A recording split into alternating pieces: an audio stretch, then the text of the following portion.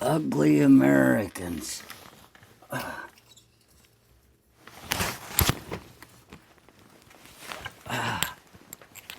2 April.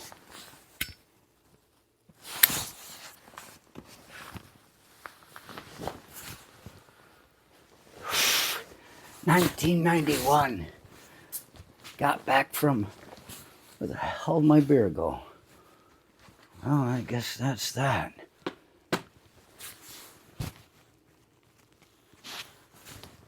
There it is. Sometimes you just have to close your eyes and listen, and it will call to you.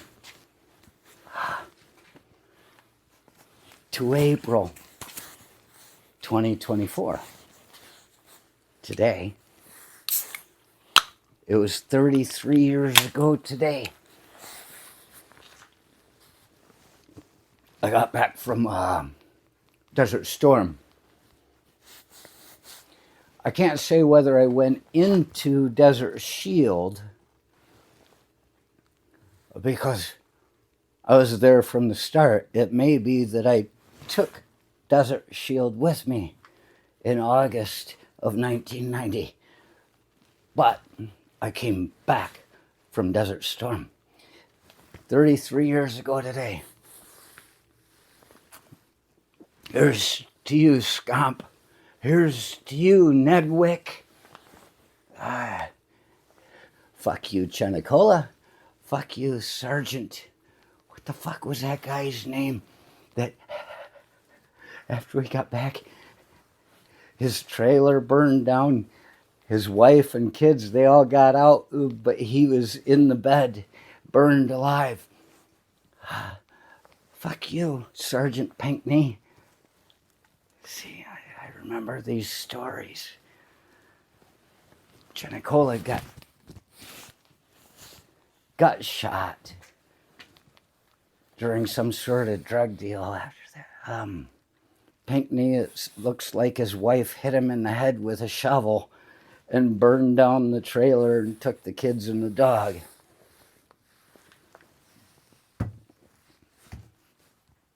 Oh, all the people.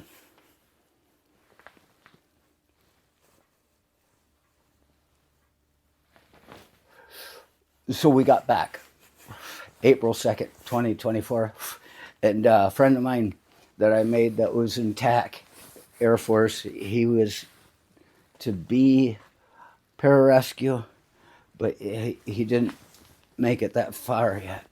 But he was a friend of mine, and since the Air Force had tents, we could sit in there and write letters home, and we'd talk to each other and stuff. Met over there, and knew each other's names. And we said, when we get out of here, if we ever do, let's go to fucking Europe. And so let's squander some money, is what it was. We got back 33 years ago today. I had $8,000 sitting in the bank on the Saddam Hussein savings plan. I didn't have anything to spend the money on, and they were giving us combat pay.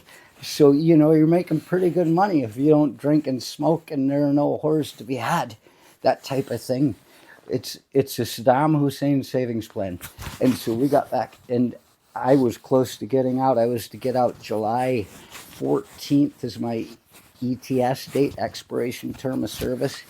And since I'd also been over there, I wasn't using leave for anything. So somehow I'd ended up, for the first time in my entire career, I had more than 0 on days of leave. I had 30 days of leave sitting there. So because I could take, you know, you take leave before you get out, you out process, and you're still officially in, but you're out.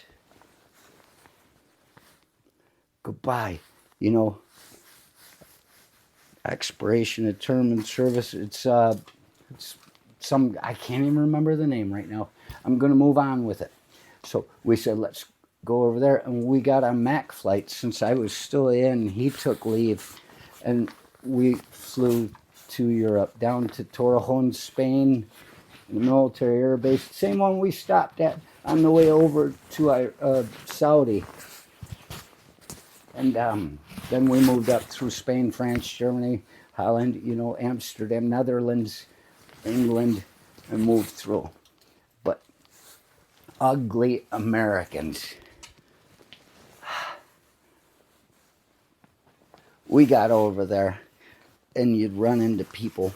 There was this one guy we ran into. He was with a group of people, other Westerners traveling around with backpacks. And he was wearing a Canadian flag on his backpack, and he admitted to us that he's really a United States citizen, but it's easier to travel this way over here if you act like you're Canadian. And I said, funk that. I'm not doing that. What the hell? And so here's what you run into. Almost got in a fight there.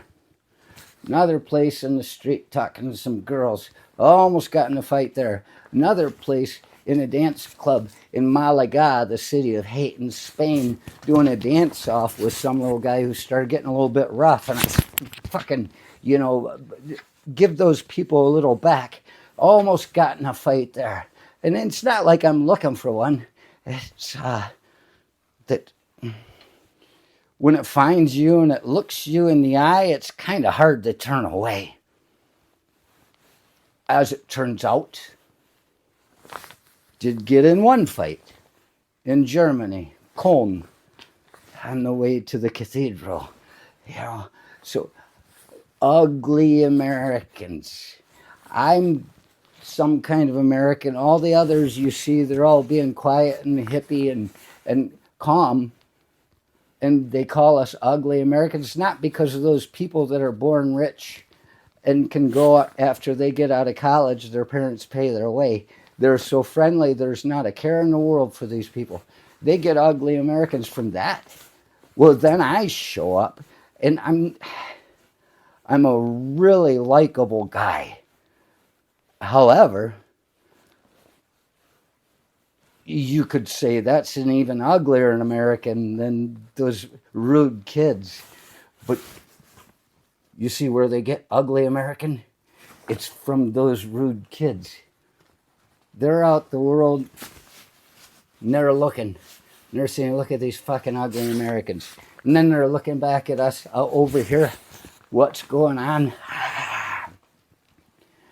They may not be making the connection that these people that are at each other like that are the same wussy little milk toast, fancy pants, dapper Dans and Danielles that are over there that are very calm. You want to see an ugly American? That's what we're all about to see.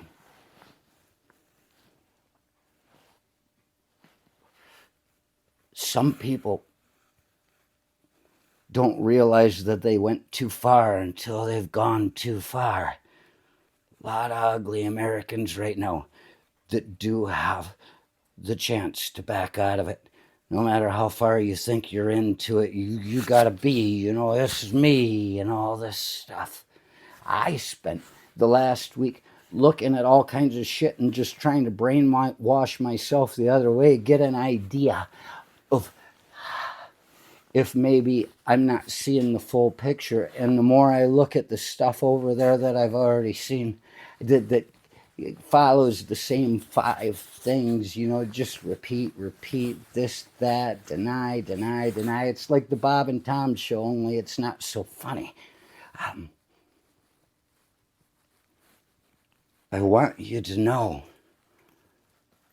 that you still can back off. And that if you don't, well, you'll be one of the people the next morning they find out that committed suicide on the front porch after killing his family because Not only does he feel guilty about making this mistake all the way through, but somehow he blames them for allowing him to. Fucking ugly Americans.